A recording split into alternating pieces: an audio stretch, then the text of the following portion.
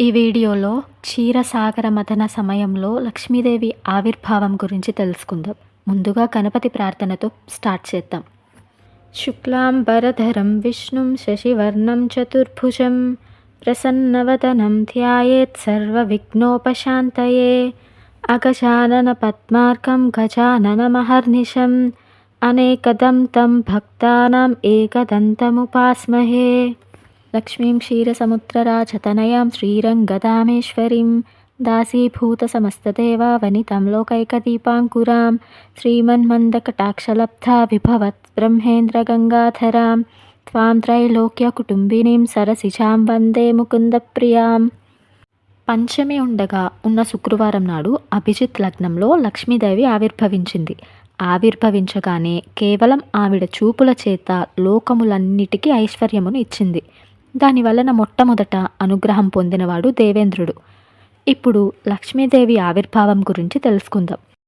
ఒకానొక సమయంలో ఇంద్రుడు ఒక అరణ్య ప్రాంతంలో తిరుగుతున్నాడు. ఆయన సురాపానం చేసి రంభతో కలిసి విహరిస్తున్నాడు.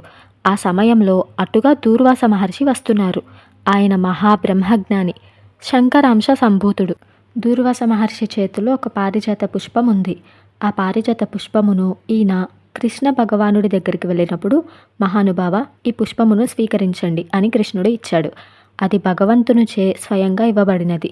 దీనిని ఈశ్వర నిర్మాల్యం అంటారు. లక్ష్మీదేవి అందులోనే ఉంటుంది. ఇంద్రుడు సురాపానం చేసి మదోన్మత్తుడై ఆ పువ్వుని తీసుకున్నాడు. పువ్వును తీసుకున్నప్పుడు కళ్ళకద్దుకొని పక్కన పెట్టాలి. ఈశ్వర నిర్మాల్యం అయినట్లయితే తల మీద కానీ చెవిలో కానీ పెట్టుకోవచ్చు, లేదా ఎవరు తొక్కని చోట దానిని భద్రం చేయవచ్చు. ఇంద్రుడు పువ్వును తీసుకొని ఐరావతం మీదకు విసిరాడు. ఆ ఐరావతం విశేషమైన తేజస్సును సంతరించుకుంది. అది భగవంతుని నిర్మాల్యం. అది దాని శిరస్సు మీద పడింది. అది దానిని స్వీకరించింది. అది తేజస్సును పొంది ఇంద్రుడిని మోయడం మానేసి అరణ్యంలోకి వెళ్ళిపోయింది. అప్పుడు దూర్వాస మహర్షి ఇంద్రుడిని చూసి, నీవు ముకుంద పాదారవిందము నుండి వచ్చిన పారిజాత పుష్పమును తిరస్కరించావు కనుక నీవు ఉత్తర క్షణం ఐశ్వర్యభ్రష్టుడవు అయ్యదువుగాక. స్వర్గలక్ష్మి ఇప్పుడే బయలుదేరి స్వస్థానము అయినటువంటి వైకుంఠములో ఉన్న మహాలక్ష్మిలో ఐక్యమైపోతుంది. ఇక నీకు స్వర్గంలో ఐశ్వర్యం ఉండదు అన్నారు. ఈ మాట వినగానే శత్రువులు వచ్చేస్తారు. ఐశ్వర్యం పోవడానికి ఒక కారణం ఉండాలి కదా. రాక్షసులు అందరూ వచ్చేశారు. చుట్టుముట్టి పడగొట్టేశారు. ఇంద్రుని ఐశ్వర్యం పోయింది. ఇప్పుడు ఇంద్రునికి ఐశ్వర్యం పోవడానికి కారణం తెలిసింది. అప్పుడు దేవతలు అందరూ కలిసి బ్రహ్మగారి దగ్గరికి వెళ్ళారు. అప్పుడు బ్రహ్మగారు, అప్పుడప్పుడు నీవు కండకావరంతో ప్రవర్తిస్తూ ఉంటావు. ఒకప్పుడు బృహస్పతి జోలికి వెళ్ళావు. ఇవాళ దూర్వాస మహర్షి జోలికి వెళ్ళావు. అందువలన ఐశ్వర్యం పోయింది. ఇప్పుడు నీకు మరలా ఐశ్వర్యం ఆ పద్మనాభుడి అనుగ్రహంతోనే రావాలి. ఆయననే ధ్యానం చేయాలి అని కన్నులు మూసుకొని ధ్యానమునందు ఉన్నవాడి ఆ పరమాత్మను ధ్యానం చేసి పరమ సంతోషంతో చిరునవ్వు నవ్వాడు. అనగా ధ్యానమునందు ద్యోతకమైన నారాయణుడు ఒక మరోపదేశం చేశాడు. బ్రహ్మగారు అన్నారు, నీవైనా నేనైనా ఐశ్వర్యమునివ్వమని శ్రీమన్నారాయణుని అడగాలి. ఆయన పాదముల నుండి పువ్వును నువ్వు విసిరేశావు. అందుకే దూర్వాసునికి కోపం వచ్చింది. పరమాత్మకు కోపం రాదు. ఆయన కోపం పెట్టుకుంటే ఇక లోకంలో ఉద్ధరించేవారెవరు? ఇప్పుడు మనం ఆ శ్రీమన్నారాయణుడినే ప్రార్థన చేద్దాం అన్నారు బ్రహ్మగారు. ఆ మాట చెప్పగానే ఇంద్రునికి ధైర్యం వచ్చింది. అప్పుడు ఇంద్రుడు తాను చేసింది తప్పు పని అని తనను మన్నించమని మనసులో అనుకొని స్వామిని ప్రార్థించాడు. అంతే. ఎక్కడికో వెళ్ళి కూర్చొని జీవితాంతం తపస్సు చేసిన వాళ్ళకి దొరకని పరమాత్మ దర్శనం పశ్చాత్తాపం కలగగానే ఇంద్రుడికి దొరికింది. పరమాత్మ ప్రత్యక్షమయ్యేసరికి వీరందరి తరపున చతుర్ముఖ బ్రహ్మగారు పరమాత్మను ప్రార్థన చేశారు. శ్రీమన్నారాయణుడు ఈ స్తోత్రం విని చాలా సంతోషించాడు. నీవు ఐశ్వర్యం పోయింది కదా అని విచారిస్తున్నావు. ఐశ్వర్యం ఏంటి? ఈ శరీరమునకు యవ్వనం పోకుండా, మృత్యువు రాకుండా, ప్రళయకాలమునందు మాత్రమే మరలా లీనమయ్యేలే వార్ధక్యం రాకుండా, ఐశ్వర్యం చెడకుండా, అనారోగ్యం రాకుండా, నిరంతరం తేజస్సుతో కనురెప్ప పడకపోయినా సరే హాయిగా సమస్త తేజస్సును చూడగలిగి, భూమికి పాదము అనకుండా అంతటా తరగగలిగిన ఇన్ని శక్తులను ఇయ్యగలిగిన అమృతమును మీకు ఇస్తాను అని అన్నారు. అది ఈశ్వరానుగ్రహం అంటే. ఇంద్రుడు నోరు విప్పి ఏమీ అడగలేదు. పరమాత్మను మనసులో తలుచుకొని, నాది తప్పే మహానుభావ అన్నాడు. పరమాత్మ అమృతమును ఇస్తాను అంటున్నాడు. మీరు అనేక ఔషధాలను తీసుకురండి, గడ్డి తీసుకురండి, పువ్వులు తీసుకురండి. ఇవన్నీ పట్టుకు వెళ్ళి పాల సముద్రంలో వేయండి. అప్పుడు మందర పర్వతమును తీసుకువచ్చి కవ్వంగా మెల్లగా పాల సముద్రంలోకి దించండి. దానికి వాసుకిని తాడుగా చుట్టండి. దేవతలు, దానవులు దానిని అటు ఇటు పట్టుకోండి. ఇప్పుడు మీకు ఐశ్వర్యం పోయింది కాబట్టి దానవులు మీ మాట వినరు. నాగుపాము కూడా ఎలుకను పట్టుకోవాలంటే కలుగులో నుంచి వచ్చి కాసేపు పడుకుంటుంది. రాక్షసులను మట్టుపెట్టడానికి మీరు కొంచెం ఓర్పు వహించి స్నేహం చేయండి. వారిని క్షీరసాగర మదనమునకు తీసుకువచ్చి సాగరమును చిలికించండి. అప్పుడు అందులో నుంచి అమృతం పుడుతుంది. మొదట హాలహాలం వస్తుంది, అగ్నిహోత్రం వస్తుంది. భయపడకండి. పూనికతో మరలా చిలకండి. చాలా గొప్ప గొప్ప వస్తువులు పుడతాయి. మనసు పారేసుకోవద్దు. నిగ్రహించుకోండి. నేను ఇస్తే పుచ్చుకోండి, లేకపోతే ఊరుకోండి. అది వాడికి ఇస్తాను అని చెప్పాడు శ్రీమన్నారాయణుడు. అప్పుడు దేవతలు శ్రీమన్నారాయణుని మాటలు శ్రద్ధగా విని తప్పకుండా అలాగే చేస్తామని చెప్పి వారు బయలుదేరారు. మొట్టమొదట మందర పర్వతమును తీసుకెళ్లి సముద్రంలో పెట్టాలి. ఇప్పుడు దేవతలు త్వష్ట ప్రజాపతి దగ్గరికి వెళ్ళి తమకొక పెద్ద తవ్వుకోలను తయారు చేసి ఇవ్వవలసినదని కోరారు. త్వష్ట ప్రజాపతి ఎందుకు అని అడిగాడు. అప్పుడు దేవతలు, మేము మందర పర్వతమును కింద తవ్వేస్తాము, తర్వాత దానిని సముద్రం వద్దకు తీసుకెళ్తాము. అలా చేయమని శ్రీమన్నారాయణుడు చెప్పాడు అని చెప్పారు. ఆయన వారు కోరిక విధంగా తవ్వుకోలను చేసి ఇచ్చాడు. వారు దానిని తీసుకువెళ్ళి మందర పర్వతం అడుగు భాగం చుట్టూ తవ్వడం ప్రారంభించారు. అలా తవ్వుతుంటే పెద్ద గొయ్యి పడింది. ఇప్పుడు మందర పర్వతమును తీసుకెళ్లి సముద్రంలో దింపాలి. అందుకని దాన్ని కొన్ని తాళ్లు వేసి దానిని ఊపుతున్నారు. అలా ఊపి మొత్తం మీద మందర పర్వతమును అందరూ కలిసి పైకెత్తారు. అంతే, అది పక్కకి ఉరికిపోయి పడిపోయింది. ఈ సందర్భంలో దాని కింద పడి మరణించారు. అప్పుడు మిగిలిన వారందరూ పక్కకు చేరి ఈ మందర పర్వతమును సముద్రము వరకు తీసుకొని వెళ్ళడానికి మనం శ్రీహరి సహాయం అడగలేదు. అడిగి ఉంటే ఆయనే వచ్చి మనకు సహాయం చేసి ఉండేవాడు. ఆయన వస్తే ఎంత బాగుండునో అని అనుకున్నారు. వాళ్ళు ఈ మాట అనుకునేసరికి బంగారు రంగులో ఉన్న గరుడ పక్షి మీద నుంచి శ్రీమన్నారాయణుడు కిందకి దిగి దేవతలను ఓదార్చి మందర పర్వతమును బంతి వలె నేర్పుతో చేతితో పట్టుకొని దానిని తీసుకొని మరలా గరుడ వాహనం పైకి వెక్కి వెళ్ళిపోయారు. శ్రీమన్నారాయణుడు పాలసముద్రం ఒడ్డున దిగి గరుత్మంతుణ్ణి వెనక్కు పంపించేశారు. చిలికేటప్పుడు వాసుకి శరీరం ఒరిసిపోకుండా మందర పర్వతమును నునుపిగా చెక్కారు. వాసుకిని తీసుకువచ్చి పర్వతమునకు చుట్టారు. ఇప్పుడు మందర పర్వతమును పాలసముద్రంలోకి పెట్టారు. ఇప్పుడు అది మునిగిపోకూడదు. అప్పుడు దేవతలు పిలిచి వారిని వాసుకి తలవైపు పట్టుకోమని, రాక్షసులను పిలిచి వారిని తోకవైపు పట్టుకోమని చెప్పాడు. వెంటనే దేవతలు అందరూ వెళ్ళి వాసుకి తలవైపు పట్టుకున్నారు. అప్పుడు రాక్షసులు, మేం తోక పట్టుకోవడం ఏంటి, మేం తలవైపు పట్టుకుంటాం అన్నారు. అందుకు స్వామి వెంటనే ఒప్పుకొని రాక్షసులను తలవైపు పంపి దేవతలను తోకవైపు పట్టుకోమని చెప్పారు. దేవతలు మారు మాట్లాడకుండా వాసుకి తోకవైపు వెళ్ళి తోకను పట్టుకున్నారు. స్వామి మాటల పట్ల దేవతలకి గల విశ్వాసం వారిని అమృతం తాగేటట్లు చేసింది. పాముని మందర పర్వతమునకు చుట్టారు. అందరూ కలిసి తిప్పాలి. అది కిందకు జారిపోకూడదు. దేవదానవులిరువురు చిలకడం ప్రారంభించారు. గిరగిరామని పర్వతం తిరిగింది. భుగభుగమని పాల సముద్రం లేచింది. నురగలు లేచాయి, కెరటములు లేచాయి. పక్షులు, పాములు, తాబేళ్లు, చేపలు, మొసళ్ళు ఎగిరెగిరి పడుతున్నాయి. కొన్ని చచ్చిపోతున్నాయి. విపరీతమైన ధ్వని చేస్తుంది. దానికి తోడు వీళ్ళ అరుపులు. అంత కోలాహలంగా ఎవరి మానన వారు మందర పర్వతమును గిరగిరా తిప్పేస్తున్నారు. అప్పుడు వాసుకి, మీరు సరిగా చిలకడం లేదు, వదలండి అని కేకలు వేశాడు.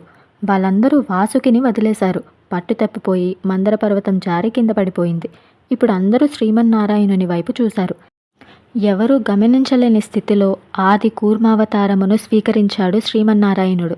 కొన్ని లక్షల యోజనముల వెడల్పైన పెద్ద డిప్ప. ఆ డిప్పతో పాలసముద్రం అడుగుకి వెళ్ళి ఇంతమంది కదల్చలేని మందర పర్వతమును తన వీపు మీద పెట్టుకున్నాడు. ముందు వచ్చి తుండమును అటు ఇటు ఆడిస్తున్నాడు. తన 4 కాళ్ళను కదల్చకుండా తానే ఆధారమై మందర పర్వతమును వీపుపై ధరించి ఉన్నాడు. ఆ కూర్మము నిజంగా ఆహారమును తిన్నట్లయితే ఈ బ్రహ్మాండములన్నిటినీ జీర్ణం చేసుకోగలదు. అటువంటి వాడై ఆది కూర్మమై పాల సముద్రం కింద పడుకున్నాడు.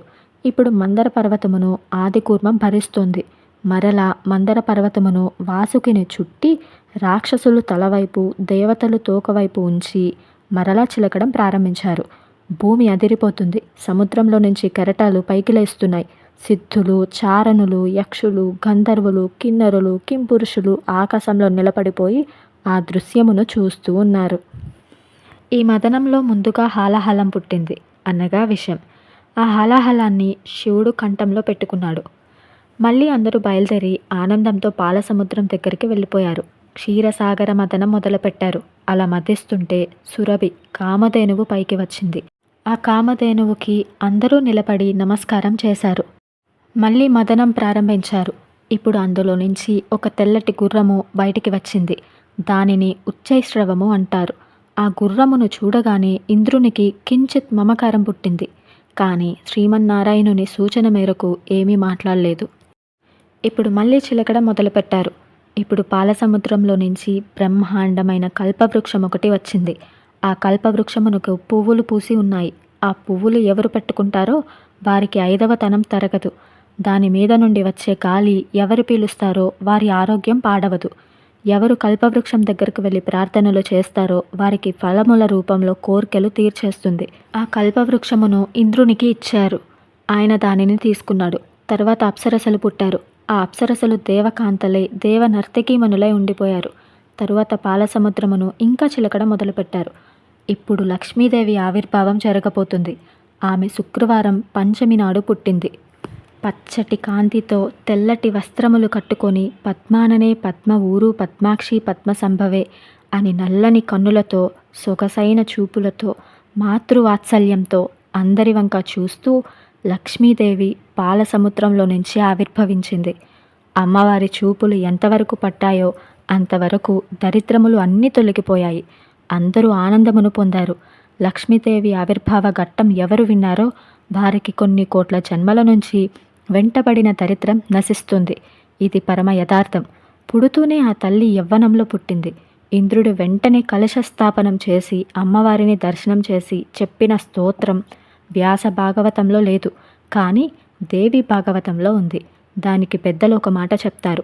ఈ స్తోత్రమును చేయడానికి కొన్ని రోజుల నియమం ఉంది. అలా ఈ స్తోత్రమును తెలిసి కానీ తెలియక కానీ చేస్తే ఆ వ్యక్తి ఈ భూమండలమును శాసించే చక్రవర్తిత్వానికి వెళ్ళిపోతాడు. పక్కన నారాయణ భక్తితో కలిస్తే భక్తితో కూడిన ఐశ్వర్యం వస్తుంది. అమ్మవారు తెల్లని చీర కట్టుకుంది. పచ్చటి ముఖంతో బంగారు రంగుతో మెరిసిపోతూ ఉంది. నల్లని జుట్టు కలిగి ఉంది. కబరీబంధం చుట్టూ చక్కటి మల్లె పువ్వులు, సంపంగి పువ్వులు, జాజి పువ్వులు అలంకరించుకుని ఉంది. మెడ నిండా హారములు వేసుకొని ఉంది. వరదముద్ర పట్టి చేతితో ఐశ్వర్యమును కురిపిస్తూ మీ కోరికలు తీరుస్తాను సుమా అని అందరికీ అభయమిస్తుంది. 2 పాదములను కలిపి పద్మాసనం వేసుకొని కూర్చుంది. అప్పుడు ఇంద్రుడు, అమ్మా, ఆనాడు బిడ్డడైనందుకు అమ్మ పాలిచ్చి బ్రతికించినట్లు సమస్త లోకమునకు తల్లివైన నీవు కూడా దయతో మాకు ఐశ్వర్యమును ఇచ్చి కాపాడు అని ఇంద్రుడు అమ్మవారిని స్తోత్రం చేశాడు. అటువంటి తల్లి మనకు విష్ణు భక్తిని ఇచ్చి ఆనందమును కల్పిస్తుంది. అమ్మవారు ఆవిర్భవించడం ఒక ఎత్తు, ఆమె అయ్యవారిని చేరడం ఒక ఎత్తు. శక్తి అనేది కంటికి కనపడదు. అనుభవైక వైద్యము పరమాత్మ శక్తితో కూడినవాడే అనుగ్రహిస్తాడు. పక్కన లక్ష్మి చేరి ఇప్పుడు శ్రీమన్నారాయణుడు ఇంద్రుడికి ఐశ్వర్యమును అనుగ్రహిస్తున్నాడు. ఇప్పుడు ఆమెకి భర్త నిర్ణయించబడాలి. అటువంటి తల్లికి భర్తను ఎవరు నిర్ణయిస్తారు? ఎక్కడ పుట్టిందో అక్కడ వాడు తండ్రి అవుతాడు. కాబట్టి ఇప్పుడు పాలసముద్రుడే తండ్రి. అందుకనే మనం ప్రతిరోజు లక్ష్మీం క్షీరసముద్రరాజతనయాం అని పిలుస్తూ ఉంటాం కదా అమ్మవారిని. దిక్కులను స్త్రీలతో పోలుస్తారు. దిశాకాంతలందరూ అమ్మా లక్ష్మి, నీవు ఎల్ల లోకములను ఏలిక రానివై పరిపాలించెదవు కాక అని ఆశీర్వచనం చేశారు. ఇప్పుడు ఆ తల్లకి తనంత తానుగా వరుడిని ఎంచుకోగలిగిన పద్ధతిని సముద్రుడు ఆమోదించాడు. ఆమె చేతికొక చెంగల్వ పూదండ ఇచ్చాడు. ఇప్పుడు దండ పట్టుకొని ఎవరి మెడలో వేయాలి అని బయలుదేరుతుంది. లక్ష్మీదేవికి సంబంధించిన ఈ పద్యములు వింటే కన్నిపిల్లలకు అటువంటి భర్తలు వస్తారు అంటారు. ఆవిడ జగత్తునంతటికీ తల్లి. నారాయణుడి వంక చూసింది. ఇలాంటి వాడు నాకు భర్త కావాలి అనుకుంది. తామర పువ్వుల వంటి కన్నుల ఉన్న శ్రీమన్నారాయణుడు ఏమీ తెలియని వానిలా చేతులు కట్టుకొని నిలబడ్డాడు. అమ్మవారు గబగబా సింహాసనం దిగి నడిచి వచ్చి ఆ వరమాలను ఆయన మెడలో వేసింది. ఆ సమయంలో అమ్మవారు అందరినీ చూసింది, కానీ రాక్షసుల వైపు చూడలేదు. అంతే, వారు దరిద్రులైపోయారు. వాళ్ళకి అమృతం పోయింది. ఇప్పుడు సముద్రుడు మామగారు అయ్యాడు. అమ్మాయి అయ్యవారి దగ్గరకు చేరితే తాను మామగారు అవుతాడు. మామగారు తన కొడుకుకి అల్లుడికి అభేదం పాటించాలి. కొడుకుకి ఎంత అమూల్యమైన వస్తువు ఇస్తాడో అల్లుడికి కూడా అలానే ఇవ్వగలగాలి. ఎందుకంటే ఆయన ఇప్పుడు పితృపంచకంలోకి వెళ్ళాడు. మామగారు అవ్వగానే సముద్రుడు తనలో ఉన్న కౌస్తుభమును తీసుకొచ్చి శ్రీమన్నారాయణునికి బహుకరించాడు. ఆ శ్రీమన్నారాయణుడు ఆ కౌస్తభమును తన మెడలో పెట్టుకున్నాడు. ఒక పక్క శ్రీవత్సము అనే పుట్టుమచ్చ మెరుస్తోంది, మరొక పక్క కౌస్తుభమని. లక్ష్మీదేవుని పొంది శ్రీమన్నారాయణుడు తరించాడు. కన్యాదానం చేసి సముద్రుడు తరించాడు. అమ్మవారి అనుగ్రహమును పొంది ఇంద్రుడు తరించాడు. ఇదండి లక్ష్మీదేవి ఆవిర్భావ కథ. ఇలాంటి పురాణ కథలు ఇంకా వినాలి అనుకుంటే చిన్ని చిన్ని ఆశ యూట్యూబ్ ఛానల్ని సబ్స్క్రైబ్ చేసుకోండి. నెక్స్ట్ వీడియోలో ఇంకో మంచి పురాణ కథతో కలుద్దాం.